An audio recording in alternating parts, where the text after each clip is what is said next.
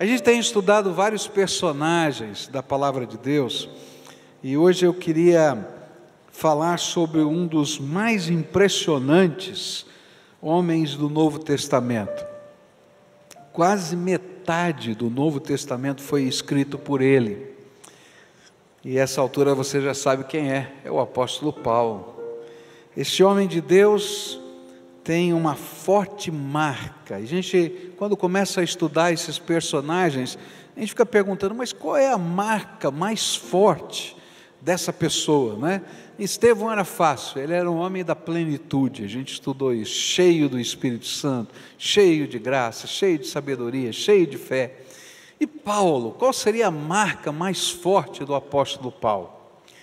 E à medida que eu ia estudando a história dele, lendo os vários trechos da Bíblia que podiam me ajudar a compreender um pouquinho esse homem, me veio à mente a mais forte marca desse homem: transformação. Quem ele era e quem ele passou a ser. Transformação. De perseguidor da igreja a mártir da fé. Que transformação tremenda.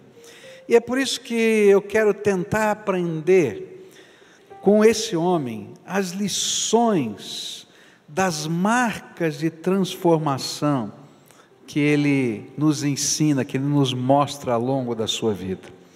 Porque quando a gente vive uma transformação radical, eu não sei se você é uma pessoa que passou por uma transformação radical, não é? Você foi arrancado, a palavra de Deus diz que todos nós fomos arrancados do reino das trevas e colocados no reino da luz e do amor do Senhor Jesus. Mas tem algumas pessoas que podem perceber com muita clareza da escuridão que foi arrancado e foi então sendo transformado pelo poder de Deus. Então essas pessoas vão poder compreender um pouco mais a personalidade desse homem, os momentos diferentes da sua vida, porque transformação é um processo de Deus na nossa vida. Então, quais são as lições de transformação que eu posso tirar da vida do apóstolo Paulo?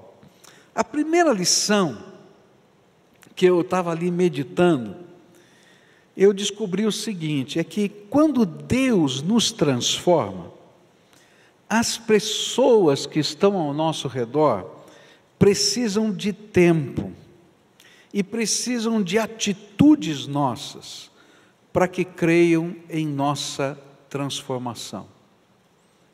Você sabe que Jesus transformou você, mas todo mundo está olhando para a tua história, todo mundo está olhando para o teu passado, todo mundo está querendo ver se isso é só um tempinho na tua vida ou se é uma realidade. Não é verdade o que eu estou falando?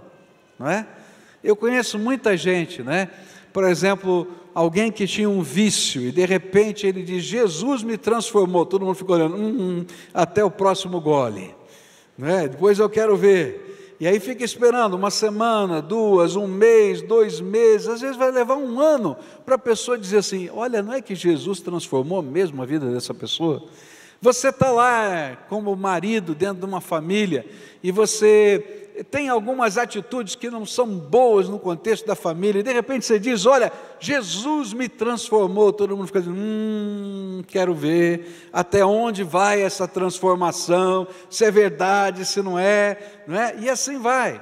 E com Paulo não foi diferente, olha só o que a Bíblia diz, Atos 9, versículos 13 e 14, diz assim a Bíblia, Atos 9, versículos 13 e 14, Ananias respondeu, Senhor, deixa eu colocar o contexto, Deus fala para Ananias, Paulo se converteu, Deus fala para Ananias, Paulo se converteu, e ele está cego, e eu quero que você vá lá e ore por ele, porque ele vai ser curado.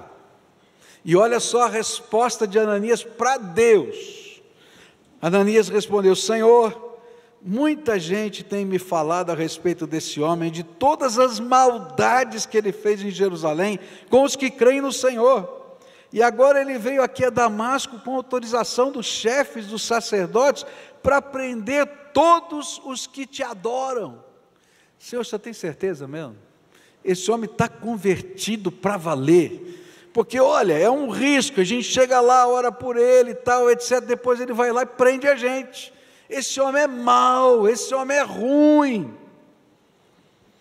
Interessante que não foi só Ananias que não creu na conversão do apóstolo Paulo, mas os apóstolos em Jerusalém também tiveram dificuldades em crer que o apóstolo Paulo tinha se convertido. Olha só, Atos 9, versículo 26. Saulo foi para Jerusalém e tentou juntar-se aos seguidores de Jesus. Porém, todos tinham medo dele, porque não acreditavam que ele também era seguidor de Jesus. Ora, os maiores pregadores do evangelho daqueles dias diziam: será que esse homem se converteu mesmo? Está entendendo?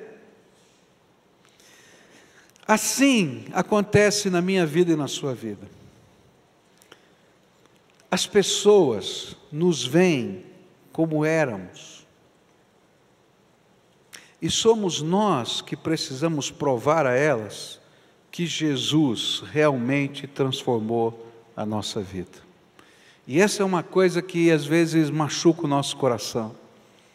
Essa é uma coisa que parece que luta contra a nossa fé. Mas, queridos, faz parte do nosso testemunho cristão.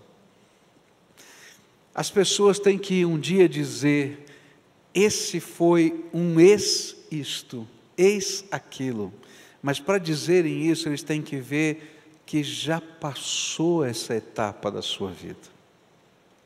E não adianta eu criticar a comunidade, criticar a igreja, criticar a família, porque as provas da transformação precisam aparecer no nosso dia a dia. Até a igreja que crê piamente no poder transformador de Jesus, desconfia às vezes.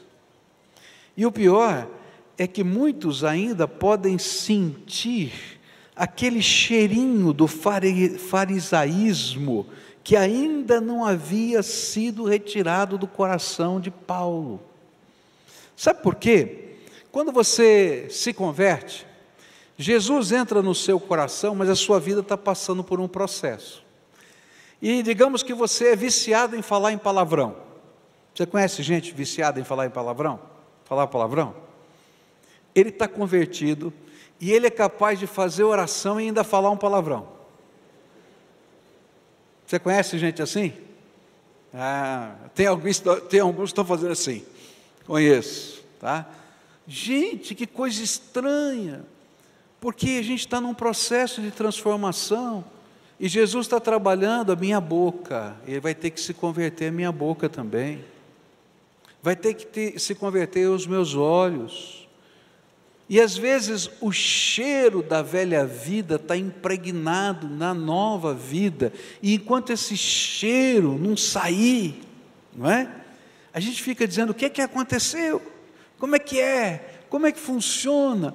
E esse é um processo de Deus na nossa vida, na minha vida e na sua vida. Aconteceu com o apóstolo Paulo, acontece comigo, acontece com você, e é nessa busca de mudança, é nessa busca de transformação intensa da minha alma, que as pessoas começam a perceber verdadeira mudança.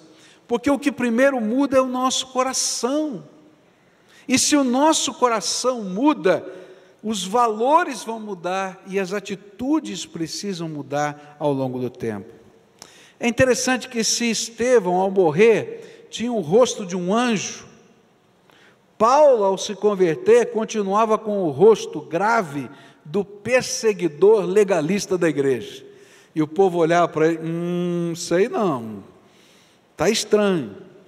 E era necessário que a transformação se completasse, que os seus valores fossem mudados, que seus métodos fossem transformados, que a sua visão fosse ampliada, que o seu conhecimento prévio fosse impactado e conectado com a revelação de Jesus. Esse homem era um fariseu, esse homem tinha a lei no coração, mas ele não conhecia a graça. ele não entendia tudo isso, ele tinha que ter um tempo para que essas realidades se fundissem e ele criasse uma terceira visão, a visão do reino de Deus. Todos nós precisamos daquilo que Paulo precisava no começo da sua conversão: maturidade espiritual. É por isso que você não pode parar no seu crescimento espiritual. Você quer ver? Eu vou fazer um teste aqui. Quantos que se batizaram aqui nessa igreja, ou se batizaram, foram os primeiros na família a serem batizados? Grande parte da sua família não é evangélica, você não nasceu num lar evangélico. Levanta a mão, quero ver aqui. Olha, tem um grande número aqui. A nossa estatística numérica diz que 70% dos membros dessa igreja são parecidos com você, tá certo? Aí você tem um background, você tem uma história, você tem uma tradição religiosa, você tem todo um contexto de vida. Você estudou numa universidade, você tem uma filosofia, e de repente entra o cristianismo. Como é que dá uma trombada com tudo isso? Como é que eu vou acertar a minha cabeça, tá? E o que acontece? Às vezes a gente faz o discipulado, tá certo? Que é aquela preparação para o batismo, e para, e acha que já sabe tudo. Quantos só fizeram o discipulado e não estudaram mais nada de uma sequência lógica? Levanta a mão aqui. Tem alguns aqui, está vendo? O que acontece? A gente encrua. Por quê? Porque não dá tempo de a gente olhar aquelas verdades bíblicas que vão se contrapor a todo o meu background. Então eu queria dizer para você que essa igreja tem uma linha de ensino. Primeiro é discipulado, não é isso? Depois a gente tem igreja, não é? Depois você tem a palavra de Deus. Você tem 6 níveis na linha básica, e mais não sei quantos níveis na linha avançada, e mais uma escola de ministério. Por quê? Porque você precisa de conhecer a palavra de Deus para que os valores do reino de Deus modifiquem a sua vida, e você precisa de tempo para amadurecer. Não dá para colocar você na estufa, essas coisas precisam entrar no teu coração. Então, por favor, não pare na sua jornada de crescimento espiritual, porque essa transformação tem que produzir maturidade espiritual na sua vida. Segunda coisa que a gente vai aprender aqui com o apóstolo Paulo, é que nesse processo de transformação, as nossas maiores virtudes podem se tornar nos nossos maiores defeitos. Se eu olhar para Paulo, eu vou pensar que ele tinha 2 grandes virtudes como homem, como ser humano. Ele era ousado. Todo projeto que era dado por Deus a ele envolvia ousadia. Segunda virtude que esse homem tinha, natural, do seu temperamento, do seu jeito de ser, era foco na missão. Ele, quando focava naquele projeto, eu vou fazer a viagem missionária, eu vou fazer, tinha que Deus aparecer para ele e dizer assim: passa a Macedônia e ajuda-os, porque senão ele ia cumprir aquilo que ele tinha colocado. Mas, sem o tempero da graça e do amor de Jesus, a ousadia e o foco na missão se tornaram obstáculos da missão. Olha só a história, Atos 9, versículos 28, 29, 30, 31, dizem assim: estava com eles em Jerusalém, entrando e saindo, pregando ousadamente em nome de Jesus, em nome do Senhor, e falava e discutia com os helenistas, mas eles procuravam tirar-lhe a vida. Ao invés de se converter, eles queriam matar Paulo. Tendo, porém, isto chegado ao conhecimento dos irmãos, levaram-no até Cesareia, e dali enviaram para Tarso, a sua cidade natal. E a igreja, na verdade, tinha paz por toda a Judéia, Galiléia, Samaria, edificando-se, caminhando no temor do Senhor e no conforto do Espírito Santo, e crescia em número. Enquanto Paulo estava pregando, só tinha confusão. Aí os apóstolos falaram: manda o homem embora, meu filho, ele não está maduro ainda para pregar o Evangelho, e ninguém segura esse homem. Aí mandaram ele para casa, para Tarso. E aí Lucas escreve assim: e houve paz em Jerusalém, e gente começou a se converter. Aleluia! Você já viu essa história? Aquele novo convertido que chega em casa, começa a brigar com todo mundo, e quando ele chega na hora do almoço no domingo, todo mundo olha e diz: meu Deus, tenha misericórdia. Você já viu? Eu me lembro de um recém-convertido que veio conversar comigo e disse assim: pastor, eu não consigo mais almoçar com a minha família no domingo. Eu falei: por quê? Pastor, está reunida a família, começam a comer, e eles botam cerveja na mesa. Não pode, de jeito nenhum. Aí eu virei para ele e falei assim: escuta, se o teu cunhado tomar cerveja, ou se ele não tomar cerveja, você acha que ele vai para o céu ou vai para o inferno? Se ele não tiver Jesus, ele vai para o inferno. Então esquece a cerveja e ensina Jesus para ele. Está entendendo? E às vezes, nessa ousadia, a gente se perde. E aquilo que é a maior característica, a nossa força, a nossa ousadia, a nossa intrepidez, a nosso foco na missão, vira uma confusão, porque a gente não tem maturidade. Dá um cutucão aí no irmão, diz assim: seja maduro, por favor. Agora recebe o cutucão, que também você. Está entendendo? E aí quando você sai do encontro de família, o povo diz: aleluia, tem paz nessa casa. Você conhece uns crentes assim? Conhece? Eu conheço alguns, e o pior é que é tudo minha ovelha. É tudo minha ovelha. Gente, as nossas maiores virtudes podem se tornar nos nossos maiores defeitos, se a gente não tiver maturidade espiritual. Maturidade espiritual é sabedoria, que vem da graça, é unção, que é poder do Espírito na vida da gente.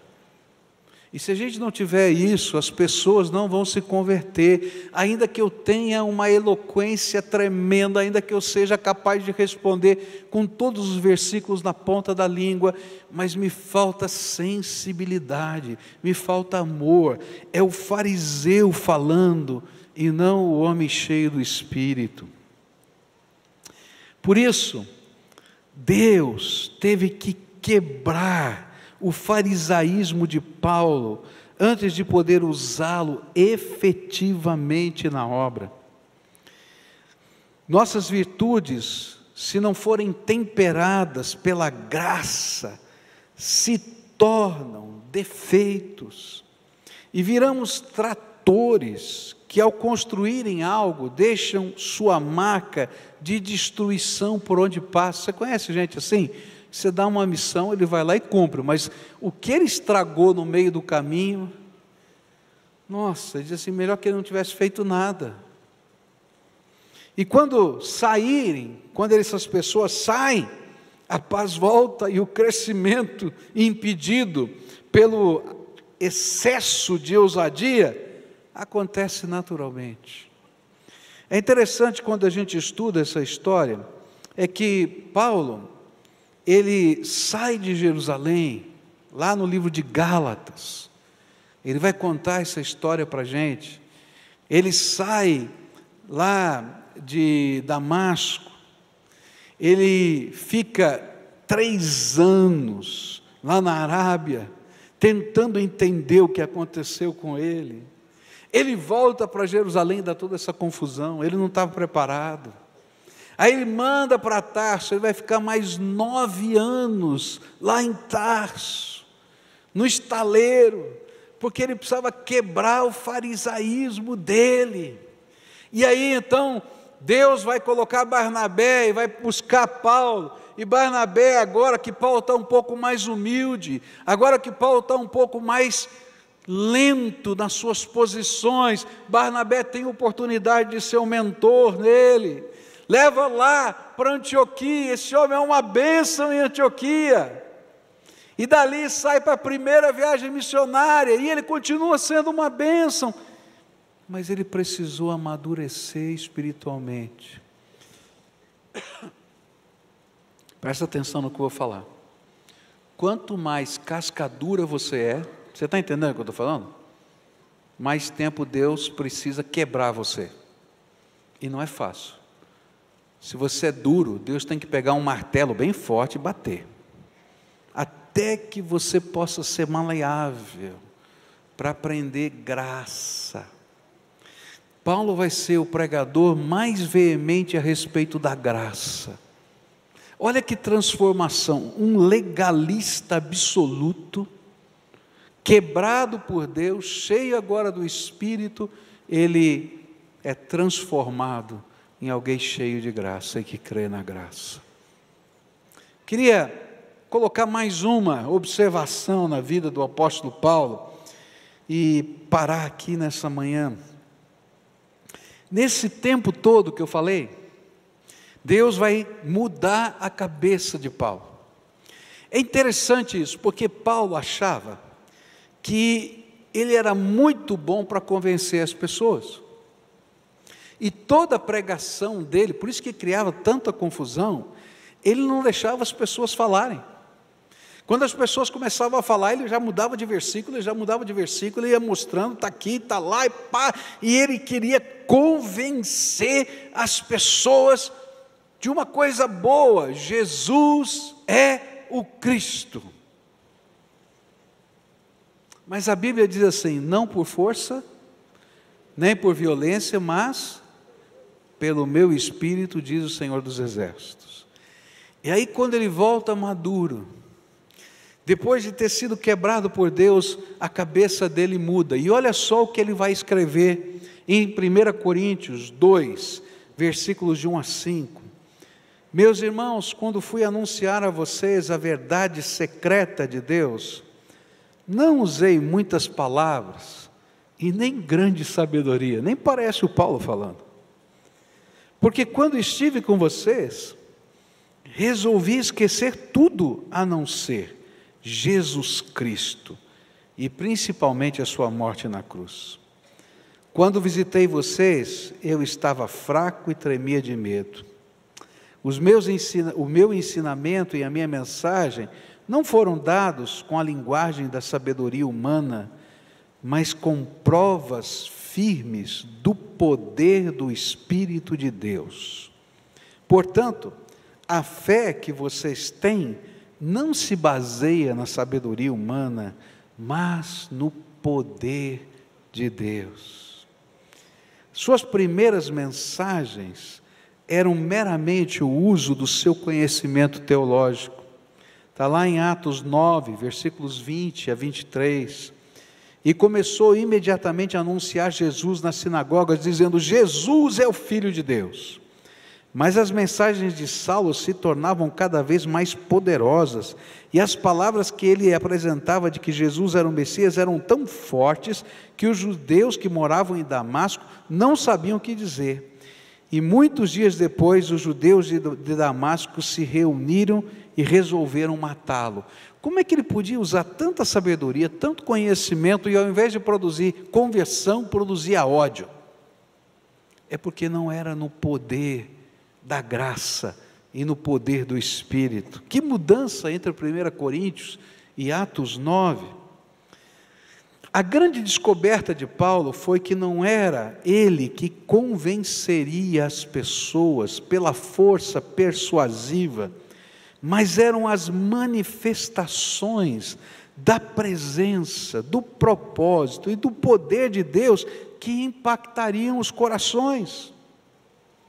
E aí as suas viagens missionárias obteriam o sucesso, não somente porque ele conhecia todos os argumentos para convencer alguém que Jesus era o Filho de Deus, mas porque o Espírito Santo se manifestava poderosamente no coração das pessoas. E olha só o que vai acontecer em Atos 14, versículo 3. Os apóstolos ficaram muito tempo em Icônio, falando com coragem a respeito do Senhor Jesus, e o Senhor mostrava que a mensagem deles sobre a graça era verdadeira, pois Ele dava a eles o poder de fazer milagres e maravilhas. Atos 15, versículo 12. E então todos os que estavam ali ficaram calados, e escutaram Barnabé e Paulo contarem todos os milagres e maravilhas que Deus tinha feito por meio deles entre os não-judeus. Atos 19, 11, Deus fazia milagres extraordinários por meio de Paulo. E nesta fase da vida, sua estratégia missionária era assim descrita pelo apóstolo Paulo, Romanos 15, versículos 18 em diante. Eu me atreverei a falar somente do que Cristo tem feito por meio de mim, a fim de levar os não-judeus a obedecerem a Deus. Isso tem sido feito por meio de palavras e de ações, pelo poder de sinais e milagres, pelo poder do Espírito de Deus. E assim, viajando desde Jerusalém até a província da Ilíria, tenho anunciado de modo completo o Evangelho a respeito de Cristo. Para não construir sobre alicerces colocados por outros, tenho me esforçado sempre para anunciar o Evangelho nos lugares onde ainda não se falou de Cristo. Como dizem as Escrituras Sagradas, aqueles que nunca ouviram a falar a respeito dele o verão, e os que não tinham ouvido falar sobre ele o entenderão. Queridos, eu creio naquilo que a gente faz nas células. Sabe por quê? Porque Deus não está procurando um especialista em teologia para que alguém se converta. Ele está procurando alguém que conheça o poder da graça na sua vida. Alguém que se deixe transformar um pouquinho todo dia. Alguém humilde o suficiente para chegar num lugar onde tem um monte de gente descrente, tremendo, como Paulo chegava. Mas confiante o suficiente para saber que Deus vai se manifestar naquele lugar. Não porque você tem todos os argumentos, mas porque a presença de Jesus faz diferença na vida das pessoas. E aí, onde a gente estiver, a graça de Deus vai acontecer, milagres vão acontecer, a misericórdia de Deus vai acontecer, a vitória de Deus vai acontecer, e Deus vai usar gente simples. Paulo, o erudito, precisou se tornar em alguém simples para Deus usá-lo. E para mim a grande lição era que Paulo entendeu que ao se tornar pregador do Evangelho, não adiantaria ser apenas o antigo fariseu com um novo discurso. Isso não cola. Ele precisava, primeiro, da visão de Deus, para ir onde o Senhor queria que ele fosse. E aí Atos 16, Atos 18, vão falar de visões. E Deus vai dizer, passa a Macedônia lá e ajuda-nos. Ele vai dizer, fica aqui, fala e não te cales, não é hora de sair dessa cidade. E por causa dessa visão de Deus, Ele está lá. Então, se Deus te der uma missão, querido, fica lá até Deus mandar você sair. Alguns anos atrás, eu passei por uma crise interior, pessoal, ministerial, e aí eu fiz uma oração. Eu falei assim, Deus, não aguento mais ser pastor da PIB de Curitiba. Estou falando sério. Eu quero permissão para ir embora. Vou pegar o meu boné e vou embora. Aí o Espírito Santo me falou assim, se quiser ir, vai, mas vai sozinho, que eu vou ficar aqui. Eu falei, não, assim eu não quero. Então, fica quieto e aguenta. E fica aqui. Estou aqui até hoje. Está entendendo? A gente tem que estar no lugar que Deus quer que a gente esteja, não aquele lugar que a gente gosta ou não gosta, o que a gente precisa ou não precisa. A gente tem que estar no lugar que Deus quer. Esse é o projeto de Deus. Então, para a gente pregar esse evangelho, primeiro eu tenho que estar onde Deus quer. E aí, Deus vai falar para você, ó, vai lá cuidar daquela pessoa. Mas aquela pessoa, aquela, eu amo aquela, vai lá em meu nome. E quando você vai em nome dEle, fazendo aquilo que Ele está mandando, Deus vai com você e vai revelar a graça dEle. Paulo entendeu que ele não precisava só da visão de Deus para fazer a obra, mas ele precisava do conhecimento da palavra de Deus para responder às dúvidas dos que buscavam crer em Jesus. Mas ele não precisava só da retórica, da teologia, ele precisava que essas palavras do Senhor Jesus entrassem no coração dele. Uma das grandes lições que eu tenho aprendido na minha vida é que o pregador, o evangelista, o homem de Deus, ele é a mensagem. E uma das coisas que parece esquisito que eu vou falar para você, mas é uma verdade emocional e psicológica, é que para uma pessoa se converter a Jesus, ela primeiro tem que se converter ao pregador. Se ela não se identifica com esse pregador, se ela não se sente amada por esse pregador, se não há algum tipo de comunhão ou identidade, a mensagem passa pela cabeça da gente e não fica nada. E aí então Deus está falando para Paulo, Paulo, eu não quero a tua teologia, deixa eu entrar com a minha palavra na tua vida e fazer a mudança. E aí a minha palavra vai fluir de você naturalmente. Está entendendo? Paulo entendeu que ele precisava de ações que fossem condizentes com a palavra que ele estava anunciando. Sua vida testemunhava o valor da palavra de Deus nele. Queridos, se eu estou falando sobre graça, e o tom da minha voz está falando sobre ódio, lá na sua cabeça dá uma confusão. Isso é graça ou é ódio? Está entendendo? O meu semblante, o meu jeito, a minha oração, as pessoas não estão ouvindo só as palavras, estão vendo você. E se essa palavra não mexer na tua vida, não transformar a tua vida, não estiver enchendo o teu coração, as pessoas vão dizer, tem alguma incoerência nesse negócio. Olha, o cara entende bem, mas não sei o que está acontecendo, não bate. Já sentiu isso? Não bate. Paulo teve que interiorizar essas coisas para poder levar a palavra que tinha passado pelo coração dele. Paulo teve que descobrir que ele era a mensagem. Nós precisamos do enchimento do Espírito Santo para viver a fé com graça, não com um mero legalismo. A presença de Jesus precisa transbordar a nossa vida. Nós precisamos da ousadia do Espírito, mas não precisamos da ousadia da carne para pregar e nem para enfrentar as perseguições. Há uma grande diferença entre a ousadia do Espírito e a ousadia da carne. É o rastro. Se quando você está usando a sua ousadia, o rastro é de destruição, você está usando a carne. Mas se o rastro que você deixa na sua ousadia é vitória, é fé, é amor, é misericórdia, é gente impactada por Jesus, então é o Espírito Santo que está conduzindo você. Nós precisamos do poder do Espírito Santo para confirmar a mensagem que está sendo pregada. Querido, você pode tentar convencer a pessoa 50 mil vezes, mas não vai funcionar. Agora, quando Deus manifesta a sua presença, Ele confirma a sua mensagem e ninguém tira do coração. Essa história do Alessandro tem a ver com isso, não é? As batalhas do coração, e aí o Irajá faz uma coisa maluca, não é?